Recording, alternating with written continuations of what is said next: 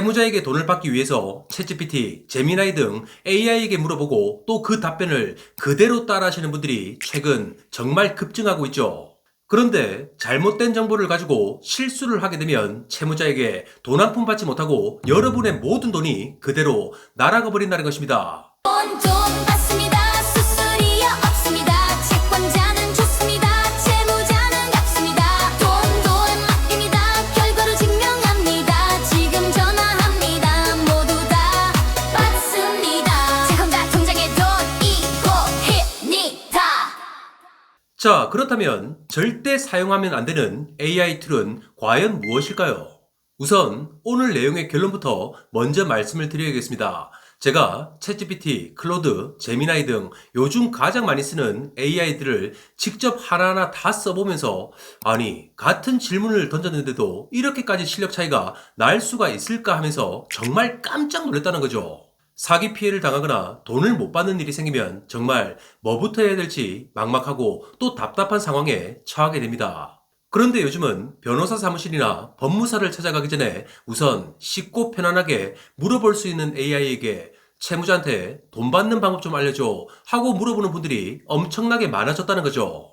자, 하지만 어떤 AI에게 물어보느냐에 따라서 그 결과는 하늘과 땅 차이만큼 벌어진다는 것입니다. 그렇다면 과연 어떤 AI 툴이 채무자에게 돈을 받아내는 절차와 방법에 있어서 가장 현실적이고 또 정확하게 알고 있을까요?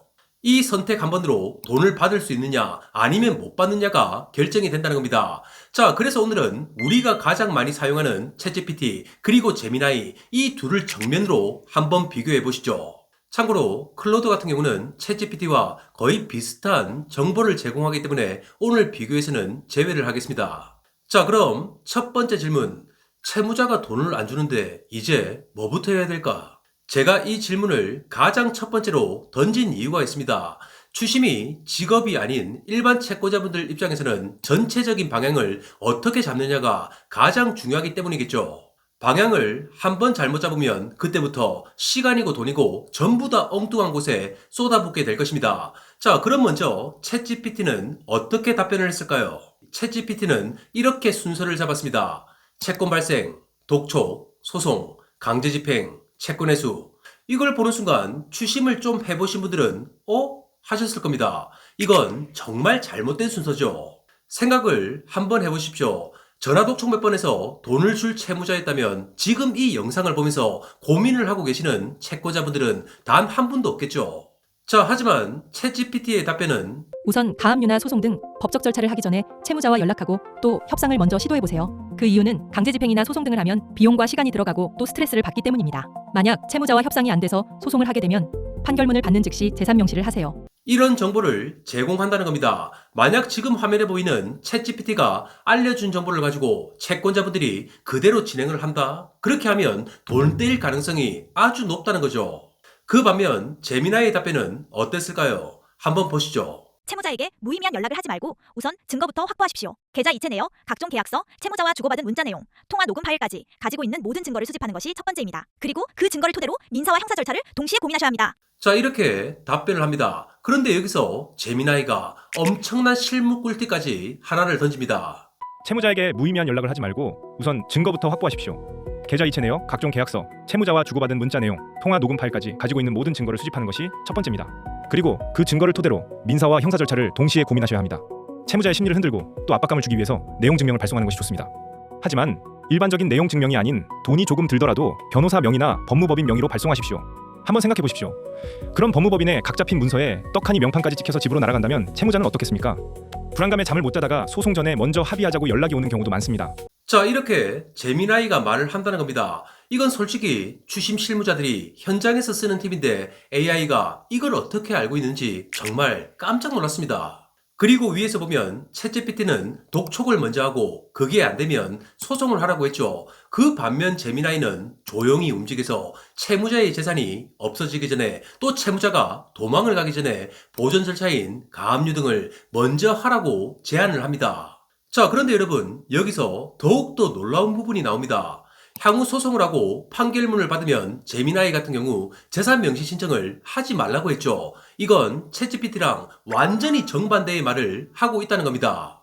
그 이유를 제미나이는 이렇게 말을 합니다. 재산 명시를 한다고 자기 재산과 소득을 일일이 또 전부 다 기재를 해서 법원에 제출하는 채무자는 없습니다. 또한 기간도 3개월에서 6개월씩 너무 오래 걸리다 보니 오히려 그 시간 동안 채무자가 재산을 빼돌리고 또 잠적하는 일들이 발생하기도 하죠. 판결을 받는 즉시 신용정보회사를 통하여 채무자에 대한 재산조사 및 신용조회를 조용히 진행하십시오. 그렇게 하면 비용도 저렴하고 단 며칠 안에 모든 조사가 완료되기 때문에 신속하게 채무자 재산에 대한 강제 집행과 채권 회수가 가능합니다. 여러분, 챗GPT 그리고 제미나이 누가 전체적인 채권 회수의 방향을 잘 잡은 것 같나요? 제가 판단한 첫 번째 질문의 승자는 제미나이입니다. 자, 그럼 바로 두 번째 질문을 던져보시죠. 채무자에 대한 지급명령, 판결, 공증 등 집행 권한이 있는데 이제 어떻게 추심을 해서 돈을 받아내면 될까? 우선 챗GPT는 이렇게 답변을 시작합니다. 채권자들이 가장 많이 하는 착각이 있습니다. 민사소송에서 이겼으니까 이제 채무자가 알아서 돈을 주겠네? 하는데 절대 아닙니다. 법원은 채권자의 권리를 인정해줄 뿐 채권자를 대신해서 돈을 받아주지는 않습니다. 자, 이건 정말 맞는 말이죠. 판결문을 받았다고 끝이 아니라 사실 이제부터가 진짜 시작인 겁니다. 그런데 아쉽게도 이제부터 챗GPT가 엄청나게 잘못된 정보를 제공하기 시작한다는 거죠. 그럼 화면을 한번 보시죠. 챗GPT는 지급명령 같은 경우 채무자 재산에 대한 강제 집행을 하기 위해서는 별도로 확정증명원과 송달증명원을 발급받아야 합니다. 그리고 공증도 송달증명원을 따로 발급받으셔야 합니다. 자, 이렇게 정보를 제공하죠. 그런데 그 반면 제미나이는 완전히 다른 답을 내놓습니다. 제미나이는 지급명령은 확정되면 별도의 집행문 발급이 필요 없고 지급명령 결정 정보는 그 자체에 이미 집행력이 부여되어 있습니다. 또한 공증 같은 경우 송달증명원이 따로 필요가 없고 공증사무실에 직접 방문을 해서 집행문만 발급받으면 채무자 재산에 대해 즉시 강제 집행을 할 수가 있습니다. 이게 왜 중요하냐면 만약 챗GPT가 준 정보대로 채권자 여러분이 따라했다면 어떻게 됐을까요? 지급 명령은 그 자체에 집행력이 다 들어가 있는데 있지도 않은 확정증명을 대로 법원에 갔다가 법원 직원들과 실랑이만 하고 또 헛걸음만 하면서 아까운 시간만 다 날리는 꼴이 됐을 겁니다. 자, 그럼 이제 집행문까지 다 준비가 됐다면 당연히 그 다음은 집행 가능한 채무자의 재산을 찾아야 되겠죠. 그에 따라 챗GPT는 채무자의 재산을 찾는 방법으로 이런 제안을 합니다. 채무자가 어디서 일을 하는지, 어디서 사업을 하는지, 그리고 어떤 은행 계좌를 사용하는지, 부동산이나 차량은 있는지, 주식이나 코인 등은 있는지를 알아보세요. 자, 이렇게 답을 합니다. 하지만 여러분, 바로 이게 문제라는 겁니다. 채권자분들이 그걸 모르기 때문에 답답해서 AI한테 물어본 건데 챗GPT는 그걸 어떻게 찾아내는지 그 방법은 알려주지 않고 그냥 찾아보세요라고만 답을 한다는 거죠. 그 반면에 제미나이는 채무자의 재산을 찾고 또 압류를 하기 위한 방법으로 어떤 답변을 했을까요? 우선 제미나이는 승소하고 판결문을 받았다고 해서 채무자에게 나 이제 판결문 나왔으니까 네 통장 전부 압류하고 또 다른 재산에도 다 집행할 거야 라고 연락을 절대 하지 마십시오. 이유는 강제 집행이라는 것은 채무자가 전혀 예상하지 못한 날 그리고 평온하게 일상생활을 하고 또 일을 하거나 사업을 하는 도중에 느닷없이 계좌가 콱 막히고 빨간 딱지가 척 붙어야 그 타격감이 극대화됩니다. 이런 답변을 하죠. 이건 거의 추심 업무를 몇 년 이상 한 사람들이나 할 수 있는 답을 지금 AI가 내놓고 있는 겁니다. 그리고 지금 화면에 보시다시피 제미나이는 채무자 몰래 신용정보회사를 통한 재산조사 및 신용조사를 하는 방법까지 알려주고 있습니다. 또한 신용정보회사를 통해서 얻게 된 신용조사 보고서를 보고 어떤 계좌가 채무자 본인이 실제 사용하는 계좌인지 알아내는 노하우까지 전수를 해주고 있죠. 거기에 더해서 신용카드 발급 내역, 대출 정보, 그리고 연체 이력까지 보면서 압류 위에 어떤 식으로 채무자를 압박하고 또 사기죄 등으로 형사 고소를 하는 방법까지 전부 알려준다는 겁니다.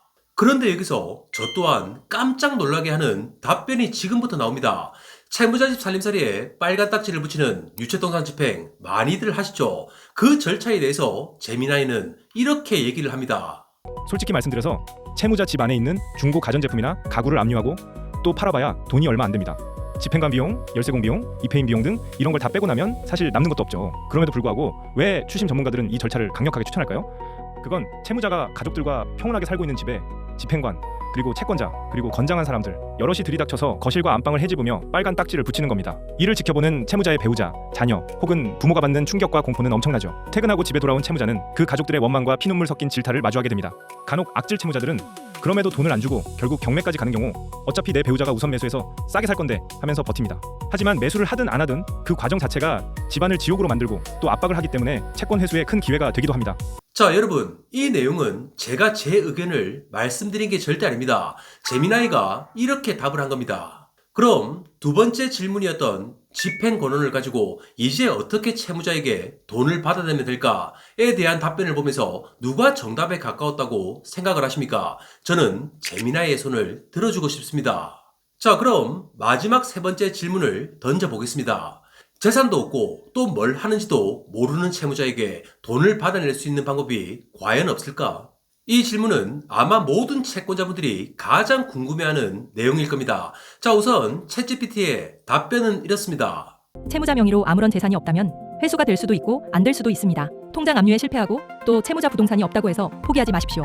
채무자의 재산에는 부동산만 있는 것이 아닙니다. 그렇기 때문에 급여, 보험 해약금, 임대차 보증금, 거래처 결제대금, 주식이나 코인 등을 찾아봐야겠죠. 자, 그런데 여러분, 아까랑 똑같은 문제가 또 반복이 됩니다. 그걸 못 찾기 때문에 질문을 하고 또 해결 방법을 물어본 건데 챗GPT는 계속해서 재산을 찾아보세요 라고만 답을 한다는 겁니다.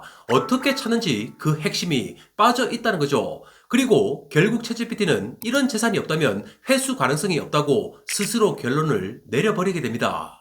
자, 그 반면 제미나이는 이렇게 답을 제시합니다. 대한민국에서 명의상 완벽하게 알거지로 살아가는 채무자 중 90% 이상은 진짜 거지가 아니라 위장된 거지입니다. 쉽게 말해 한 달에 단돈 10만, 20만 원 정도 변제 못할 채무자는 거의 없습니다. 실제 인간은 돈이 없으면 굶어 죽거나 길거리 생활을 해야 합니다. 하지만 채무자 중에 그런 사람이 몇이나 될까요? 밥도 잘 먹고 스마트폰을 쓰고 집에 들어가서 두 발 뻗고 자고 또 차도 몰고 다닙니다. 이런 사람들은 누군가의 명의를 빌려서 경제활동을 하고 있는 겁니다. 자, 위 답변을 보면 챗GPT와 달리 제미나이는 재산이 아닌 사람에게 채권 회수의 답을 찾고 있는 모습이 보이죠. 그래서 제미나이는 합법적인 선에서 최대한 강도 높게 채무자를 괴롭히라고 제안을 합니다.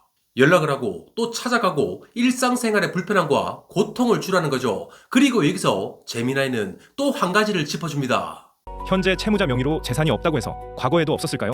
소송이 들어오기 직전이나 또 채무 변제 시점에 돈을 주기 싫어서 재산을 처분했을 가능성이 매우 높습니다. 그래서 채무자의 초본과 부동산 등기부 등본을 보고 전수조사를 해봐야 합니다. 그리고 사업장을 다른 사람 명의로 실제 채무자가 모든 운영을 한다면 강제집행 면탈죄 등으로 형사고소 절차까지 생각하셔야겠죠. 실무에서 어차피 채무자 통장에 잔고도 얼마 없을 건데 압류해봐야 뭐해요 라고 말하는 채권자는 하수입니다. 채무자 통장 압류의 본질은 돈을 빼오는 것뿐만 아니라 채무자를 불편하게 만드는 겁니다. 채무자 본인이 누군가가 자신을 계속 조회하고 또 감시한다는 마음을 느끼게 하세요. 그렇게 평생 불편함을 안고 살아가기는 힘듭니다. 돈 갚기 싫어서 평생 남들 명의로 편법과 불법으로 살아가다 보면 도둑이 재발저리고 또 재풀에 지쳐서 돈을 가져오게 만드는 것, 그게 바로 추심입니다. 자, 이렇게 정말 추심을 몇십 년 동안 해본 사람처럼 말을 하고 있죠. 그리고 마지막으로 제미나이가 이런 조언까지 하고 있죠. 재산이 눈에 보이지 않는 채무자를 상대로 추심을 할 때는 채권자가 채권 추심에 임하는 자세와 마인드 차이에서 승부가 갈립니다. 채무자가 재산도 없고 또 수많은 신용불량 정보에 놀라서 채권을 포기하는 사람은 회수 가능성 0%입니다. 반대로 그럼에도 불구하고 끝까지 받아보려고 노력하는 채권자는 1%의 가능성이라도 있습니다. 그리고 그 차이는 나중에 엄청난 결과로 돌아옵니다. 자, 여러분, 챗GPT와 제미나이 두 AI의 답변에서 그 차이가 느껴지십니까? 한쪽은 회수 가능성이 없습니다 하면서 포기를 시키고 다른 한쪽은 끝까지 가면 길이 있다며 구체적인 방법까지 다 알려주고 있죠. 누가 세 번째 질문에 답변을 잘했다고 보십니까? 저는 제미나이의 압도적인 승리라고 봅니다. 자, 일반적인 세팅값에서 제미나이가 좋은 답변을 했지만 어떤 데이터를 학습시키고 또 어떤 코드를 넣어서 질문하느냐에 따라 챗GPT가 더 나은 답을 할 수도 있겠죠. AI에게 물어보는 건 좋습니다. 하지만 그대로 믿고 따라하다간 큰 손해를 볼 수도 있겠죠.